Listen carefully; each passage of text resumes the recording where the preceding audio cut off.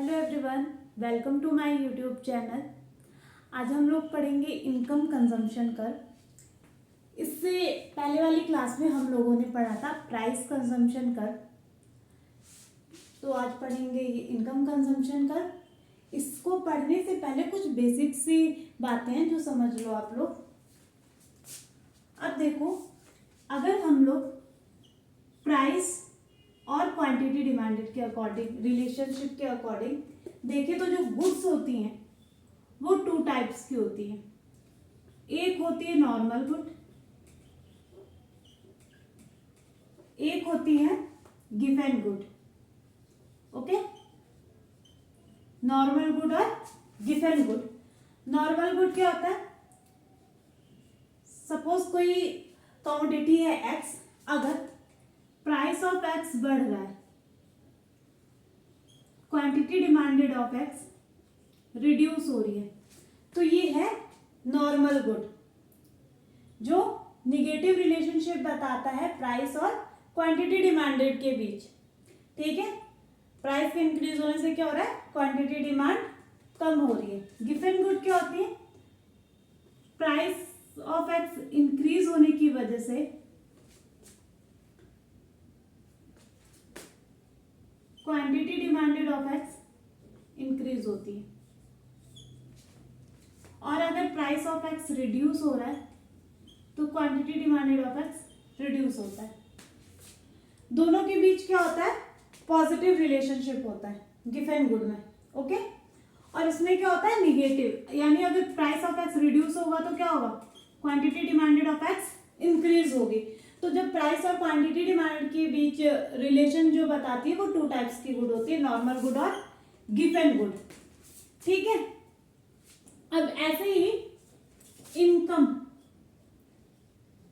And quantity demanded के बीच जो relation बताती है, एक तो होती है नॉर्मल गुड, एक होती है इंफीरियर गुड। नॉर्मल गुड और इंफीरियर गुड। नॉर्मल गुड क्या होती है? जो इनकम के बढ़ने से क्वांटिटी डिमांडेड इंक्रीज हो रही है, तो ये हो गई नॉर्मल गुड। इसका मतलब क्या है? पॉजिटिव रिलेशनशिप जो इनकम और क्वांटिटी डिमांडेड के बीच बताती है। इंफीरियर गुड क्या है? जो इनकम के इंक्रीज होने से क्वांटिटी डिमांडेड रिड्यूस हो रही है, यानी निगेटिव रिलेशनशिप बता रही है, ये हो जाएगी इंफीरियर गुड। ठीक है, ये देख लिया प्राइस के बेसिस पे, ये देख लिया इनकम के बेसिस पे। इसको इंक्रीज करती हूँ, इरेज करती हूँ इसको। अब अगर सपोज टू गुड्स है, गुड एक्स और गुड वाई, ठीक है, इसका प्राइस ऑफ एक्स, इसका जो प्राइस है प्राइस पी वाई है। ठीक है, इसकी जो क्वांटिटी डिमांडेड है क्यू एक्स है, और इसकी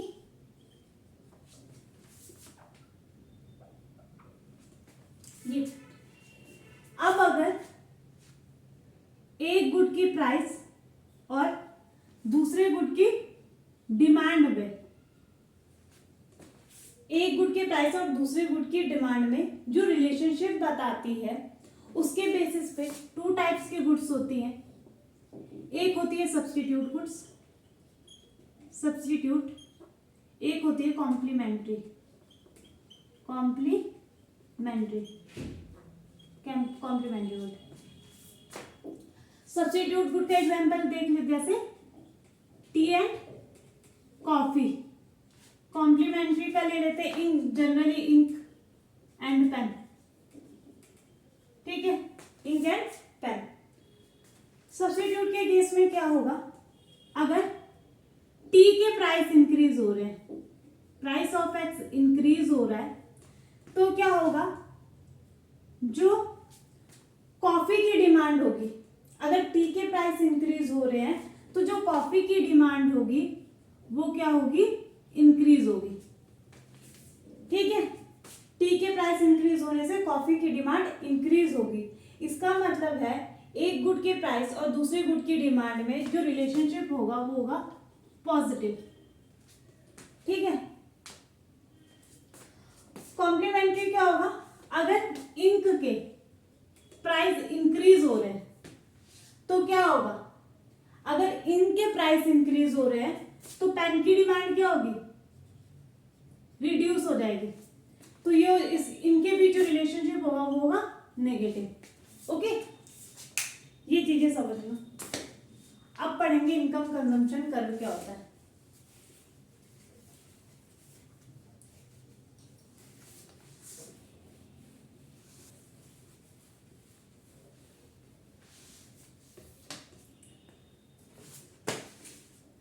प्राइस कंजम्पशन कर्व में क्या पढ़ा था, टू गुड्स है, कंज्यूमर की मनी इनकम दी हुई है, कंज्यूमर की मनी इनकम कांस्टेंट है, एक गुड का प्राइस कांस्टेंट है।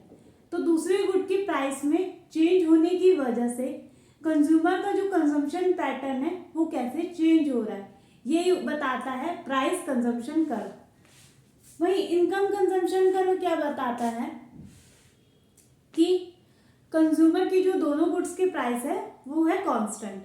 तो कंज्यूमर की इनकम चेंज होने की वजह से, कंज्यूमर की इनकम चेंज होने की वजह से जो कंज्यूमर का कंजम्पशन पैटर्न है वो कैसे चेंज हो रहा है, ये बताता है इनकम कंजम्पशन कर्व। डेफिनेशन क्या है, NICC, an indifference curve, income consumption curve is a graphical representation that shows how a consumer consumption choices change as their income changes while keeping the prices of goods constant. It illustrates the relationship between a consumer income and the quantities of the two goods. Okay, तो ये हो गया income consumption curve. इसको graph के through देखते हैं कैसे बनता है। ये थोड़ा बड़ा बनाती हूँ क्योंकि दूर दिखता नहीं है ऐसे व्हाइट बोर्ड पे। एक्स एक्सिस पे ले लेंगे गुड एक्स, वाई एक्सिस पे ले लेंगे गुड वाई। ओके, ये है सपोज बजट लाइन ए और बी। ठीक है, ये बजट लाइन एक ले ली ए बी। अब यहां पर लेट सपोज जो कंज्यूमर की मनी इनकम है वो है 100, प्राइस ऑफ एक्स है 10, प्राइस ऑफ वाई है 15। ये दोनों है कांस्टेंट। चेंज किस में हो रहा है, कंज्यूमर की मनी इनकम में। तो जो कंज्यूमर की मनी इनकम इंक्रीज हो रही है 110 से। जब मैंने शिफ्टिंग ऑफ बजट लाइन पढ़ाया था तो मैंने क्या बताया था कि जब कंज्यूमर की मनी इनकम चेंज होती है तो उसकी वजह से जो बजट लाइन है वो पैरेलल शिफ्ट हो जाती है, कुछ ऐसे शिफ्ट होगी, ए डैश बी डैश। कंज्यूमर का इक्विलिब्रियम कहाँ होता है, जहां पर इन डिफरेंस का बजट लाइन पर टेंजेंट होता है। तो लेट सपोज यहां पर है ये है पॉइंट E1। अब नई बजट लाइन आ गई तो ये लेट सपोज ये यहां पर है इक्विलिब्रियम कंज्यूमर का E2। अब सपोज कंज्यूमर की जो इनकम है, अब यहां से पहले ये भी देख लेते हैं, ये एक्स की इतनी क्वांटिटी कंज्यूम करेगा, x1 y1। ठीक है, y की x2 और y2। ठीक है, फर्दर लेट सपोज कंज्यूमर की इनकम इंक्रीज हो रही है 120।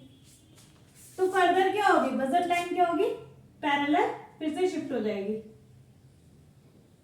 और कंज्यूमर का जो ये A double dash B double dash, अब कंज्यूमर का इक्विलिब्रियम इस बजट लाइन पे आ जाएगा जहां पर इंडिफरेंस कर्व बजट लाइन के टेंजेंट होगा। E3 एक्स की इतनी क्वांटिटी, वाई की इतनी क्वांटिटी कंज्यूम करा, ये x3 ये y3।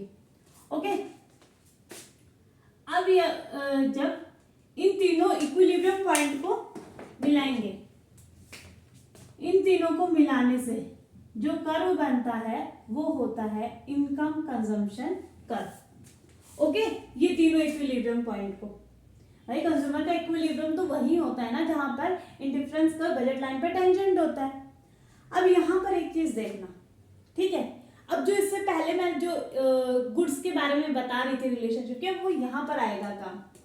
देखना, इनकम इंक्रीज हो रही है तो क्या हो रहा है, एक्स इंक्रीज हो रहा है, वाई भी इंक्रीज हो रहा है कि नहीं। एक्स की क्वांटिटी भी इंक्रीज हो रही है, वाई की भी क्वांटिटी इंक्रीज हो रही है। Quantity demanded of X increase and quantity demanded of Y also increase. दोनों गुड्स की जो हो रही है क्वांटिटी डिमांडेड इंक्रीज हो रही है। तो both goods are normal goods, normal good, ठीक है। इस केस में जो दोनों गुड्स होंगे वो क्या होंगे, नॉर्मल गुड होंगे। ओके, इतना समझ आया।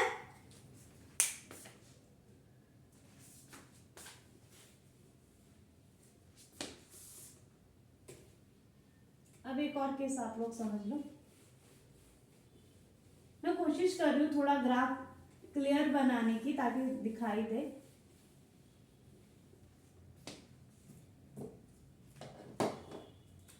अब देखना एक और केस।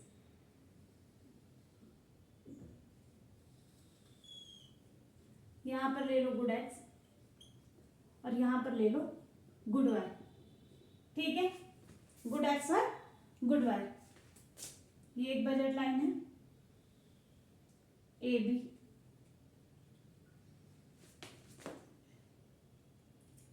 लेट्स सपोज यहाँ है कंज्यूमर का equilibrium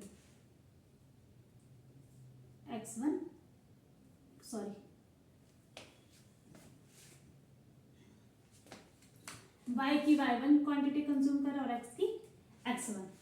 suppose money income further increase हो रही है, कंज्यूमर की इंक्रीज हो रही है, तो ये कुछ ये यहाँ पर इक्विलिब्रियम आ जाएगा। लेट्स सपोज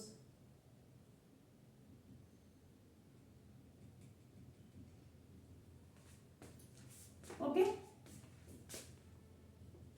ये x2 ये यहाँ पर टेंजेंट है। अब सपोज फर्दर इनकम इंक्रीज हो रही है तो ये इंडिफरेंस कर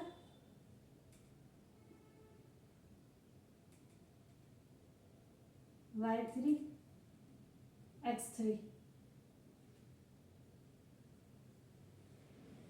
ये ICC कुछ इस तरह बनेगा। इसको अगर ऐसे बनाए ना तो ये कुछ ऐसे बनेगा, ऐसे कुछ बनेगा इंडिफरेंस कर। फ्री हैंड अगर हम लोग इसको बना रहे हैं तो ये कुछ ऐसे बनेगा, ऐसे।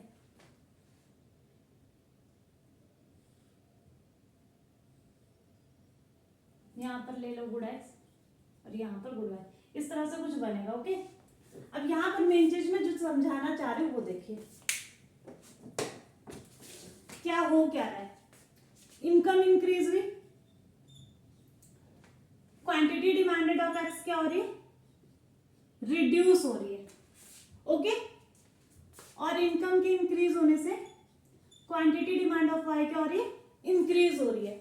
अभी थोड़ी देर पहले मैंने क्या बताया था, जब इनकम और क्वांटिटी डिमांडेड ऑफ गुड में निगेटिव रिलेशन हो तो गुड क्या होगी, इंफीरियर गुड। तो यहां पर जो गुड एक्स है वो इंफीरियर है और गुड वाई क्या है, नॉर्मल गुड है,